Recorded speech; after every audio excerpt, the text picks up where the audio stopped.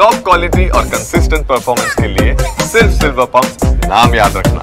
ಇನ್ನು ಆರ್ಸಿಬಿ ಗೆಲುವಿನ ಸಂಭ್ರಮದ ವೇಳೆ ನಡೆದಂತಹ ಕಾಲ್ತುಳಿತ ದುರಂತಕ್ಕೆ ಸಂಬಂಧಪಟ್ಟಂತೆ 4 ಬಂಧನವಾಗಿ ಇವತ್ತಿಗೆ 6 ದಿನ. ಈ ಮಧ್ಯೆ ಹೈಕೋರ್ಟ್ ಕದ ತಟ್ಟಿರುವಂತಹ ಬಂಧಿತರು ಈ ಬಂಧನವೇ ಕಾನೂನು ಬಾಹಿರ ಅಂತ ಆರೋಪಿಸಿದ್ದಾರೆ.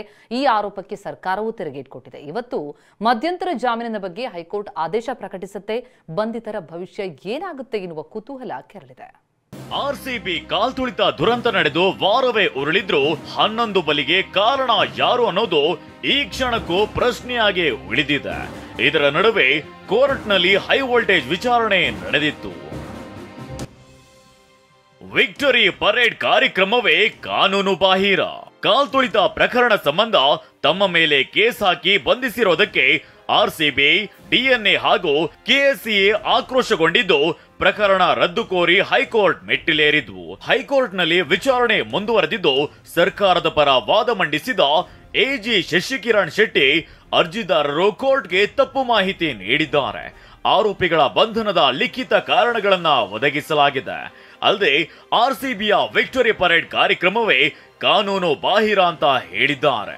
ವಿಧಾನಸೌಧದಿಂದ ಚಿನ್ನಸ್ವಾಮಿ ಕ್ರೀಡಾಂಗಣದವರೆಗೆ ವಿಕ್ಟರಿ ಪರೇಡ್ ಮಾಡುವುದಾಗಿ ಆರ್ಸಿಬಿ ಜೂನ್ 4ರ ಬೆಳಿಗ್ಗೆ 7:01ಕ್ಕೆ ಟ್ವೀಟ್ ಮಾಡಿದೆ. 8:55ಕ್ಕೆ ಮತ್ತೊಂದು ಟ್ವೀಟ್ ಮಾಡಿ ಪರೇಡ್ಗೆ ಬರುವಂತೆ ಅಭಿಮಾನಿಗಳಿಗೆ ಕರೆ ನೀಡಿದೆ. ಈ ಎಲ್ಲ ಅಂಶಗಳನ್ನ ಅರ್ಜಿದಾರರು ಮರೆಮಾಚಿದ್ದಾರೆ. ಸಂಜೆ 3:15ಕ್ಕೆ ಫ್ರೀ ಪಾಸ್ ಡೌನ್ಲೋಡ್ ಮಾಡುವಂತೆ ಟ್ವೀಟ್ ಮಾಡಿದೆ.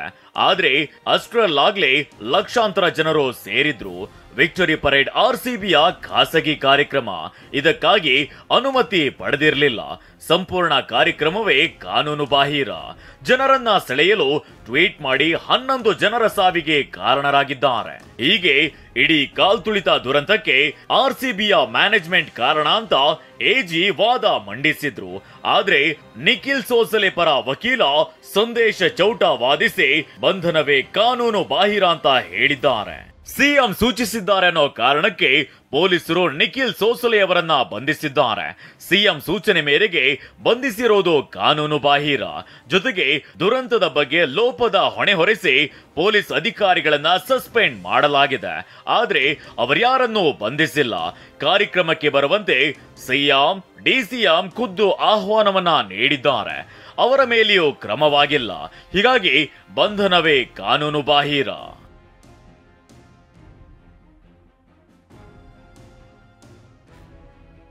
ಹೀಗೆ ನ್ಯಾಯಮೂರ್ತಿ ಎಸ್ಆರ್ ಕೃಷ್ಣಕುಮಾರ್ ಅವರಿದ್ದ ಹೈಕೋರ್ಟ್ ಪೀಠ ವಾದ ಮತ್ತು ಪ್ರತಿವಾದವನ್ನ ಆಲಿಸಿತು. ಬಳಿಕ ಮಧ್ಯಂತರ ಜಾಮೀನು ಬಗ್ಗೆ ಇಂದು ಮಧ್ಯಾಹ್ನ 2:30ಕ್ಕೆ ಆದೇಶ ಪ್ರಕಟಿಸುವುದಾಗಿ ತಿಳಿಸಿದ್ರು.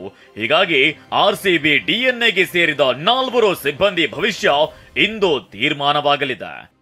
ರಮೇಶ್, ಟಿವಿ9 ಬೆಂಗಳೂರು.